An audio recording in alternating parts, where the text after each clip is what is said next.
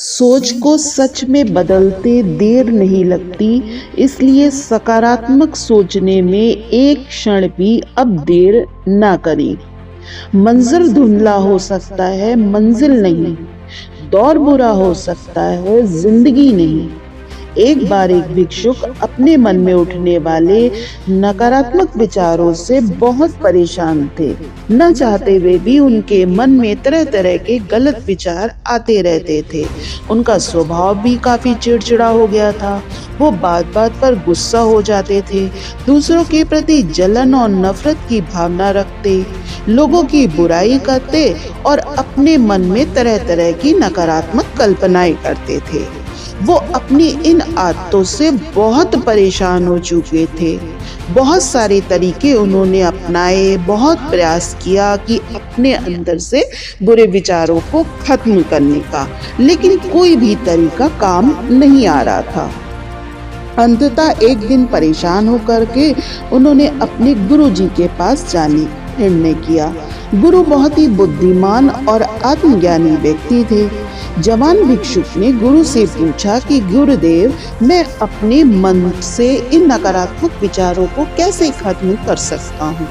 गुरु ने उत्तर देते हुए कहा कि नकारात्मक विचार बादलों की तरह होते हैं जो आसमान को धुंधला बना देते हैं।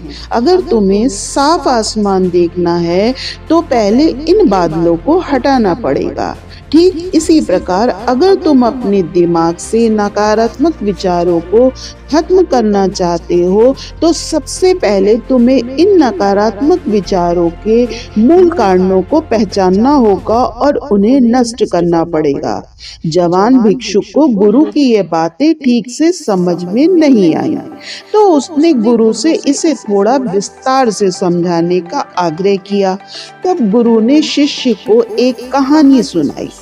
उन्होंने कहा कि एक बार एक व्यक्ति जंगल से गुजर रहा था। तभी उसे रास्ते में एक सांप दिखाई पड़ा। सांप को देखते ही वो व्यक्ति डर गया और वहां से भागने लगा। जैसे ही वो दौड़ा, उसका पैर एक पत्थर से टकरा गया और वो वहीं गिर पड़ा। उसने खुद को बुरी तरह घायल कर लिया। जब वो उठा और पीछे मुड़कर देखा तो वहां पर कोई सांप नहीं था, बल्कि सांप के आकार की एक लकड़ी थी जो रास्ते में पड़ी हुई थी।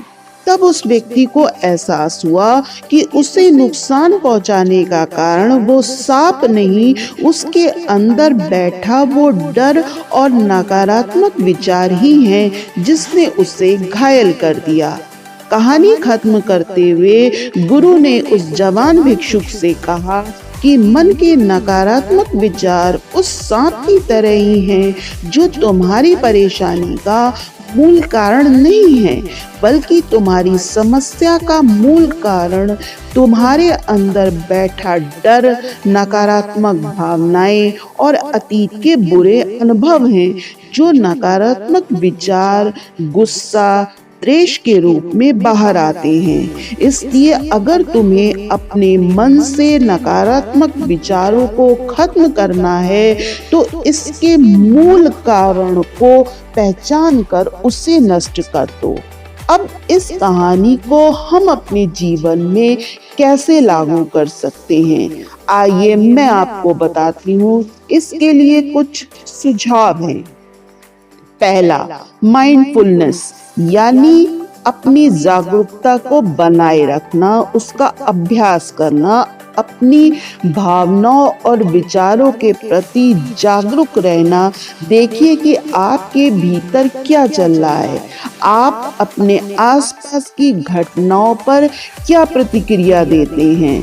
साथ ही साथ मन में उठने वाले हर नकारात्मक विचार का पता लगाने का प्रयास करिए।